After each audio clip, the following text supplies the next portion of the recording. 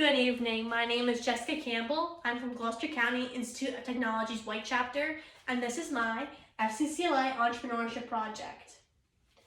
Every day my parents ask me the same question: what do you want for dinner? Normally I'd respond with, I want pizza or even Olive Garden, but then I had to think of something major that's in my choice. Both of my parents have a dietary restriction.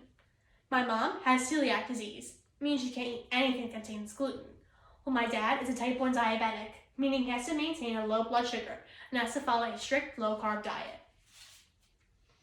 Finding somewhere that we all want to eat and that offers food for both of my parents is extremely hard, and with the food options that are offered, they tend to be pricey. My mom does try to make food at home that everyone can eat, but in all honesty, it never tastes good. This gave me a drive to create a restaurant that would offer food to everyone so that no one feels left out of a good meal just because they have a dietary restriction. This created Home Sweet Home, your home away from home, only with good food that everyone can eat. Our main purpose is to cater to those of all audiences, but mostly those of the millennial generation, or those with a dietary restriction, such as veganism, vegetarianism, celiac disease, and more. With offering food to everyone, just like the name, you'll feel as though you never left home, with a kitschy environment, a happy, friendly staff, and food that makes you feel as though you never left your couch. The restaurant will have many aspects to make you feel as though you didn't leave home, such as no matching cups, tables, chairs, or silverware. There will also be decorations like these to make you feel as though you never left home.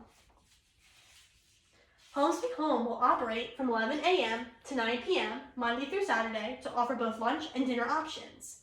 Although hours of operation are from 11 to 9, before and after hours, staff will be prepping for the day to make sure that each customer has a great experience. As previously said, the target audience is millennials. This is because of, in the journal Millennials in New Jersey, Migratory Patterns and Public Opinion, there are 73 million millennials in the United States. Additionally, in the article From Millennials to Boomers, People Aren't Eating Out as Much, it was found that millennials eat out as much as 241 times a year, and that 60% of the generation's population has a dietary restriction. Although I had a target audience, I wanted to gain an understanding on how many potential customers I would be getting if I wanted to place my restaurant locally. I decided to look at the Gloucester County Census. I was able to identify statistics such as how many people were living in poverty, how many people had a recorded disability, and how much the average income was per year. The results came back to be that 8% were living in poverty, 10% had a recorded disability, and the average income was $37,000 per year. Next, I decided I wanted to conduct a survey. I asked 50 people who live in Gloucester County questions based on dietary restrictions. The survey included questions like, do you feel as though you have a hard time finding food available to your restriction, and how many people do you know have a dietary restriction, and what is that restriction? The survey results came back to be that 64% had a restriction, 24% being the majority, being vegetarian, 65% said the food of options available to them weren't flavorful, 72% had a hard time finding these options, and 64% said that the food options available to them were expensive. Both the results from the census and the survey made it clear that my menu needed to be affordable, have good tasting food, and have food available to everybody. The results also had me pick a location, Deptford, New Jersey. Home Sweet Home will be located at 1852 Deptford Center Road, Deptford, New Jersey. It is next to an Applebee's and Target, so the area is heavily populated. Additionally, the Deptford Mall is down the road. The facility is a closed-down Pizza Hut and consists of 4,500 square feet. The dining room will be composed of 20 to 25 tables, being able to seat around 125 people at a time. Home Sweet Home is directly next to another restaurant that is competition. I decided that even though there is competition, that it wouldn't be too big of a threat, since I plan to offer way more dietary restriction-friendly options available than the competitor. For emergencies, there are 2 possible exits. For employees that are in the kitchen, there is a back door located on the left to evacuate. For employees and customers in the dining area, they are to evacuate through the front door. Both groups must stand at least 20 feet away from the property until deemed safe by enforcement to re-enter. For maintenance, there will be a checklist every day for both front and back of the house that has to be done within certain time frames. This is to ensure that the restaurant will be clean and sanitary. If the checklist is done improperly, anyone working that shift will be reprimanded. These checklists have tasks such as to make sure that everything is clean, from wiping down tables to sweeping the floor, to making sure that everything is put away correctly to avoid any injuries. The facility does have remaining stoves and grills, but other supplies and equipment is needed for both dining room and kitchen. The dining room needed things from cups and silverware, while the kitchen and dish room needed things such as a new oven, knives, and cleaning supplies. I shopped around and found that the restaurant equipment warehouse would be where I would be getting all of my equipment from. I decided that the main food supplier would also be US Foods, and I would be getting all my beverages from Coca-Cola. A restaurant can't run on its own, so employees would be needed. There will be around 20 people working at Home Sweet Home. There will be 4 people who keep the restaurant moving while the site owner isn't on the property. There will be 2 of each manager, front and back of the house, making sure that the restaurant is up and running. The front of the house managers will be making sure that the bussers, waiters, and hosts are all working on their jobs and making sure customers are content. The back of the house manager, or head chef, will be making sure that all chefs, including prep, line, pastry, and saucier, are creating high-quality dishes and are creating them in a safe manner and making sure that no one becomes injured or ill. To try to prevent cross-contamination, there will be color-coded equipment in the kitchen. For example, only gluten-free items will be prepared on red cutting boards, and chefs will only use red utensils. There will be food in the kitchen that isn't gluten-free, so posted in the restaurant will be signs that says gluten or allergy-free products aren't guaranteed 100% contaminant-free. I decided I wanted to gain a better understanding of how managers run a business, so I wanted to talk to one. I decided to talk to Erin Murphy, manager of Rostelli Market Fresh. She explained to me that keeping track of everyone becomes difficult at times, but with a good staff, everything is just smooth sailing. She also went into detail about how a manager is responsible for dealing with customers who have a bad experience. She suggested that I hire managers with past experience and that they make sure that each customer is leaving the property happy, or it might hurt their reputation and may get you fired. The restaurant's hiring policy is to hire those of United States citizens and non-American citizens who are authorized to work in this country. All employees must be of at least 16 years of age. Additionally, you must complete an application and complete an interview with the site owner and manager of either front or back of the house, depending on where you apply.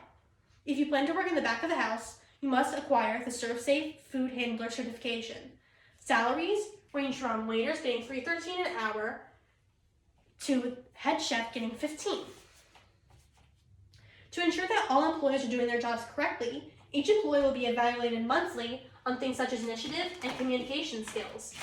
Additionally, each employee will also get an appraisal every 6 months so that the restaurant only moves forward with the best employees to give the restaurant and customers the best experience.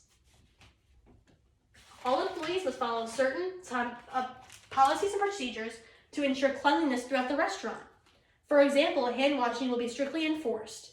Employees must wash their hands after taking breaks, taking out the trash, after working with any chemicals, or using the bathroom. Proper hand washing technique signs will be hanging above each and every hand washing sink. There will also be a reminder sign that will state all employees must wash their hands before returning to work. Additionally, each employee will receive benefits working at Home Sweet Home. All employees will receive meal benefits ranging from 20% to 30% off their purchases from Home Sweet Home.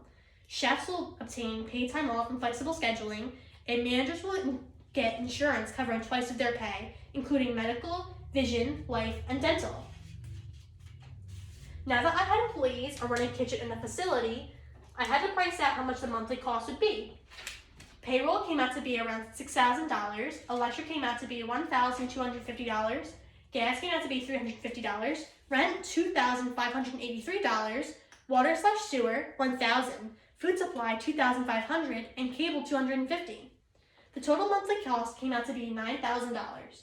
Per day, this meant that the restaurant would have to make around $300 a day, and that per month, $2,500. This meant if the average customer set $15, 30 people would have to come in per day. With all a restaurant has to offer, money simply just doesn't grow on trees. I decided to gain an understanding on obtaining a loan for a small business. I wanted to talk to a representative from Fulton Bank. I ended up with Elizabeth. She recommended I get an SBA loan and a line of credit. Thanks to Elizabeth, I was able to have ways of funding my business with a microloan, an SBA loan, a Blue Vine line of credit, and they all require a lower credit score and their interest rates were low. With all the loans comes applicable taxes from the IRS, such as installment taxes and business expenses. If taxes aren't paid, the facility could be shut down, so paying taxes and bills on time is a top priority.